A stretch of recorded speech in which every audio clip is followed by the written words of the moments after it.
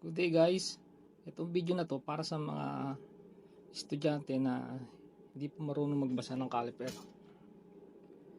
Itong mga digit na to, ito ay 1mm, 2mm, 3mm, 4mm, 5mm, 6mm, 7mm, 8, 9, 10. 10mm equivalent sa 1cm. Ito naman makikita nyo, no? Itong mga 1, 2, 3, 4, 5, 6, 7, 8, 9, 0, yan ay mga decimal points. Ang pag-reading nito ay 0.02, 0.04, 0.06, 0.08, 0.1. Yung sinasabi rito na nasa taas na 0.02 mm. Ito yun, bawat isang guhit. Dahil itong mga nasa ilalim na to ay mga decimal points. Ngayon, ang sample na isa na ibibigay ko ito. Most probably nasa 1.0 siya, no? mm. So titignan nyo guys dito sa ilalim kung anong numero yung tumapat. 0.1, malapit-lapit. 0.2 hindi na. 3, 4, di na. 5, 6, layo na. 7, 8, 9. Pero sa malamang ito, 0. No? Kung magiging 1.0 siya, ito ang tapat niya. Kita nyo guys? Diba? Ito mga decimal na nasa ilalim, nabuo na ngayon yan. Naging 1 na. Kaya dito siya tumapat. 1.0 ang reading niya. So ngayon, kung halimbawa, meron kang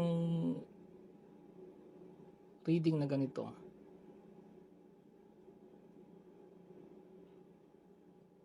Yan, most probably 1, 2, 3, 4, 5, 6. Di siya umabot sa 6, no? So yan, most probably 5.5 yan. Tignan nyo ngayon yung 5 dito, kung nakatapat ba. Diba? Yung 4, hindi nakatapat. Yung 3, hindi. Yung 5, pasok. Yung 6, hindi rin. So, bukod dun sa 5, meron pang iba na guhit na tumapat. Etong isa, 0.52, 0.54, 0.56. So, yung 0.58, lumampas na. Ito ring 0.48 hindi na. So ang malamang na reading niyan 0.5, 0.52, 0.54, 0.56. No? So napakaliit na ng diferensya niyan guys para para makita pa natin. Kasi nga less than hundreds na yan eh. Kasi itong isang guhit na to ay tenths. No? So napakaliit na ng niyan, diferensya niyan. So dito halimbawa magkaroon kayo ng reading na ganito. Kung mapapansin niyo yan, no? More than sa 6.5. Diba? Kita nyo? More than sa 6.5. Kaya just sa mga numero na yan, makikita nyo kung alin ang tumapat. 6, hindi. 7, hindi rin. So most probably nasa 0.62, 0.64 or 0.66 ang reading niya. Okay? Tanyo guys, di ba? Bali ang reading niya ngayon 6.62. Yan ang pinakamalapit na reading niya. Okay?